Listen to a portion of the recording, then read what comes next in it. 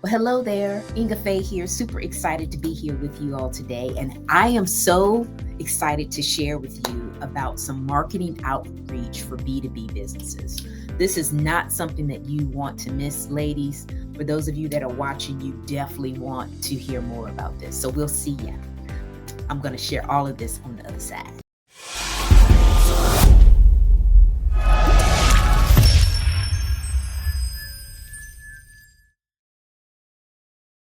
So let's talk about marketing outreach. Marketing outreach, I'm a firm believer, is something that you should do in more of a diverse type of way. I know when you're first starting out, I know this from my business, that I did a lot of outreach, just direct outreach with my target market. Knowing exactly who I was wanting to serve was very key, instead of trying to use the spaghetti method of, I'm just going to talk to everybody and hope that whoever sticks to the wall is who I'm going to talk to. Those days are over. You really want to have a focus on who you want to serve. So I wanted to tell you some different ways that I've learned about how to market yourself when it comes to growing, your smaller business. So one of the first ways that I wanted to talk to you about is through awareness.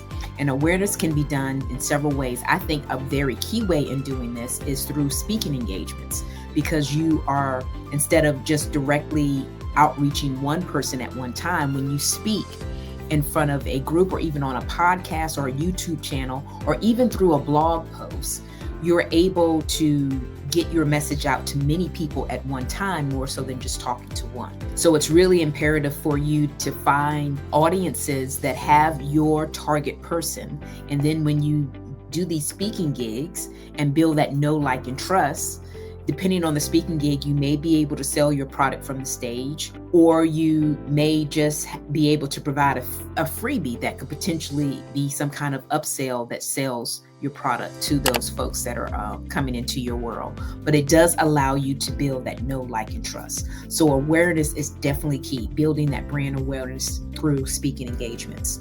Another way, just to kind of shift your way of thinking, is to kind of hone into the pain point that your particular person wants to overcome. And I know personally for me, since I serve female entrepreneurs with introverted tendencies, I know a pain point they want to overcome is not feeling like they have to be an extrovert to be successful, or kind of shattering that myth that they feel like they have to do that. My thing is all about helping them walk into their authenticity and really be the person that they were created to be through their introvertedness. And there's nothing wrong with doing that. A lot of times when you're focusing on the pain point, there's a lot of emotional niching that you're going to do, because whether you know it or not, you may think people make decisions from logic.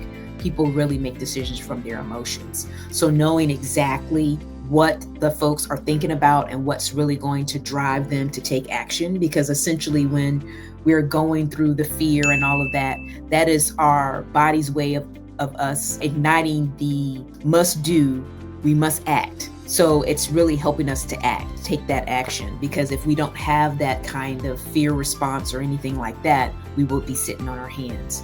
So the unknown and the fear and the overwhelm that times we can feel is really forcing us to act instead of just sitting on our hands. So you have awareness and pain points. Another thing for you to think about when you're marketing, and I know I've done this many a times, is you have some kind of sale. You may be wanting to promote a new product, so you have a flash sale to encourage people to try the new stuff.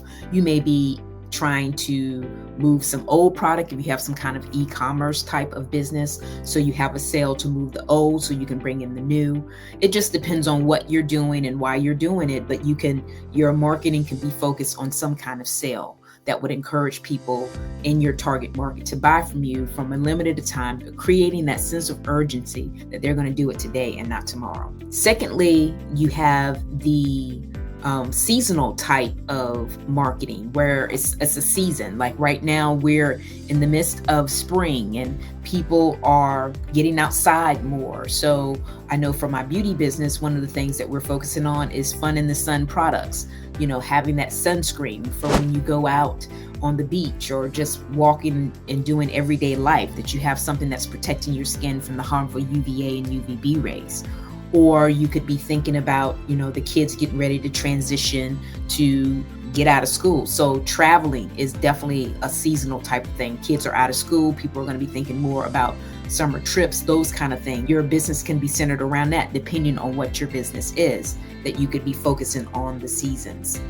And then last but definitely not least, you have an event. And the event is basically building that know-like trust factor again. It could also be building brand awareness, but it's an event, and your marketing is centered around letting people know about the event. It could be a conference, it could be a summit, it could be a webinar, it could be a meetup, all of those different things that you could be doing again to bring more people into your world, but you're marketing for that particular event. So think about this when you are thinking about how you're going to brand yourself. You definitely want to have brand awareness. That's why you constantly see people doing different ads on Google and different Facebook ads, and as well as, really any social media ad for people to really get to know, like, and trust them. They're building that brand awareness, which may not necessarily translate into a sale, but it does help the general public to identify who you are and what you provide. So if at some point they need you, they'll be like, oh, I remember Inga saying that she helps introverted entrepreneurs. I'm thinking I'm going to step out on faith and do and build a small business, and now I know who to contact. So again, it's not for naught. I just want you to think, just kind of shift your mind when you think about not branding, but marketing in itself, that it may not necessarily get you the immediate sale. It could be a part of the awareness and just letting people know what you do, how you do it, and who you serve. So when they're ready, they can come to you. So wanted to share that with you. Wanted to know, I do have an event coming up. It is a webinar called Building Authentic Relationships. So it's really centered around relationship marketing. So you can really connect with people and build your business based on those relationships, more so than trying to just be that salesy, pushy person. People don't want to be bothered by that. So if you're interested in learning more about that, I will drop the link down in this description, so you'll have more information about it. And then share this information with 3 of your friends so they can know that marketing is not just about converting into a sale. Marketing is about awareness. It's about helping more people know what you provide and how you provide it, and how you can serve them today, tomorrow, to continue to grow and expand your business. Okay? All right. Well, again, thanks for watching. We'll see you next week, and bye for now.